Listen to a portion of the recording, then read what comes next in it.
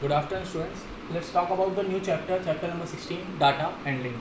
Data handling basically means that how we will handle the data in mathematics. Okay. So first definition is data.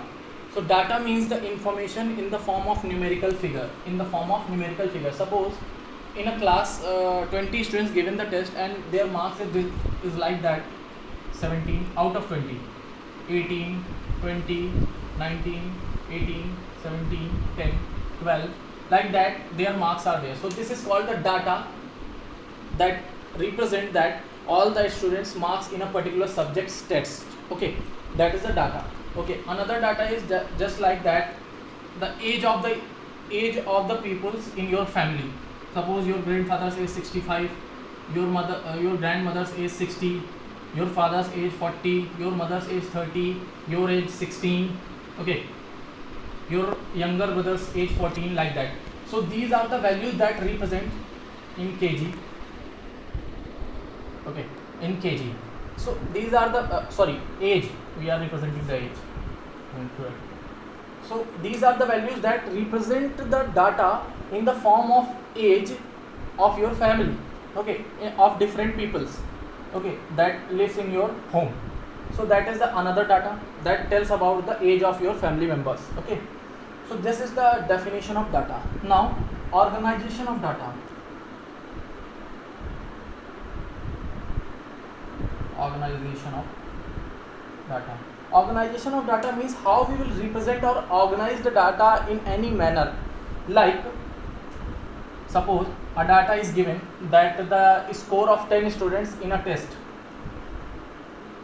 out of 20, 17, 20, 17,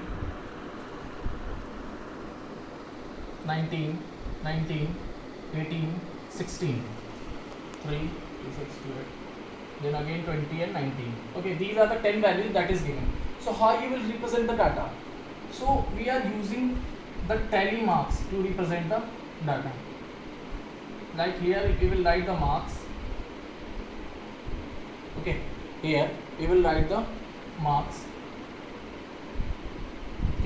Okay, here number of students that got that particular number of students that got the same marks, and here tally marks.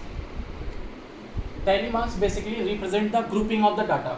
Okay, like 16 is the first, 17, 18, 19 and 20.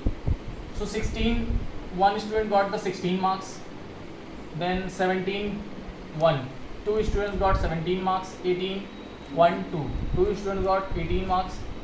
Okay, then 1, 2, 3 students got 19 marks, and last 22 students got. Okay, now how will represent? Tally marks for 1, that is for 2, that is for 2 again, then 3 bars, then 2. So this is the tally marking, and if the number goes up to greater than 4, so you will represent like 4, and then fifth one is like that represent one group of 5. Then if the 6 members are there, then you will write like this 6 member. Okay, if 7 are there, then 7. If 10 are there, then again 4 and this 10. So 5 grouping is there in tally marks. 5 grouping is there in tally marks. Okay, so that is the representation or organization of data using tally marks. Okay, next type of representation. In pictograph, what we are doing in pictograph, we are just representing the data using symbols. Suppose a table is given to you. Okay, number of trees in a city. Sorry, it is the name of tree. Here the name and here the number. Okay, so this is suppose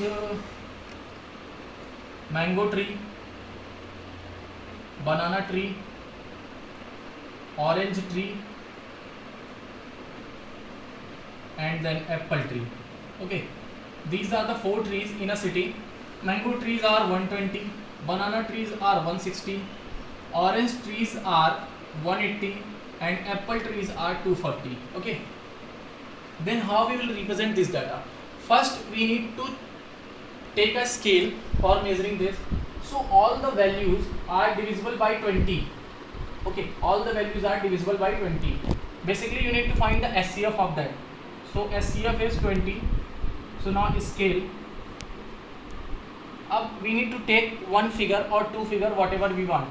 So suppose I am taking the star to represent the star representing 20 trees of any variety. Okay, now we will make the pictograph here.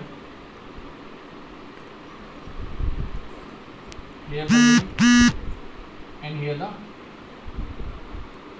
number of trees. Okay, see here, that is mango, banana, orange and apple. Okay, so 20 trees, one star is equal to 20 trees. So how many stars will be required for here? 120 divided by 20, that is 6. So here 6 star. Okay, that represent the 120. Now 160 divided by 20, just 8 stars.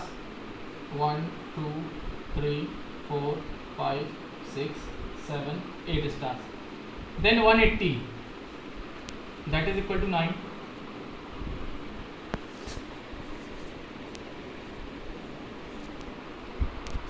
Stars. And 240 divided by 20, that is 12. So 12 stars.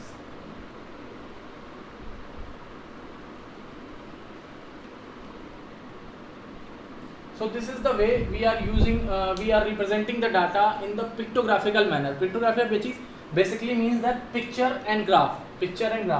So we are representing the data in using the pictures. Any picture you can take which you suits you and which you are able to draw in the copy. Okay, so that is the pictographical manner of representing the data. Okay, that is the next is bar graph.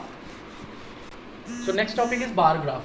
So bar graph means representing the data in the form of bars. Okay, basically in the form of bars, like the data we have given, that the name of the students and having number of pencils each student. So Ravi having 20 pencils, Ram having 25, Raju having 30 and Rohit having 15 pencils. Okay, so you have the bar graph in your copy.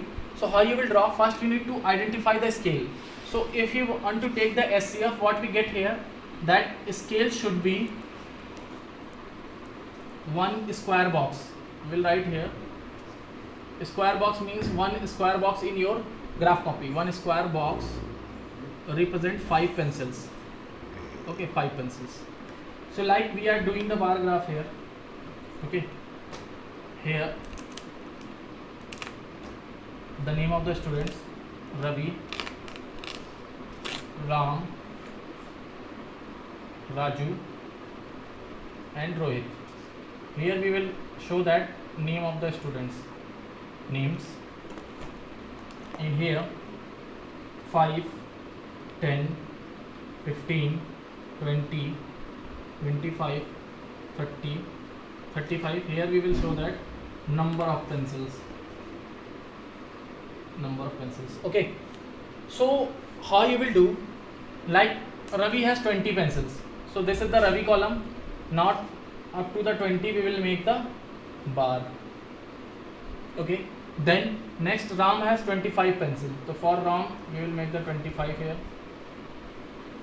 Okay, now the next Raju has 30 pencils, so for Raju we will make the 30 pencils here. And at last Rohit had 15 pencils, so for Rohit we will make the 15 pencils. Okay, so in this manner we will draw the bar graph. If you want to just color it, then color it. Okay, and if you want to write that 20, 25, 30 and 15, that is also okay. Okay, that representation of the bar graph using the given data.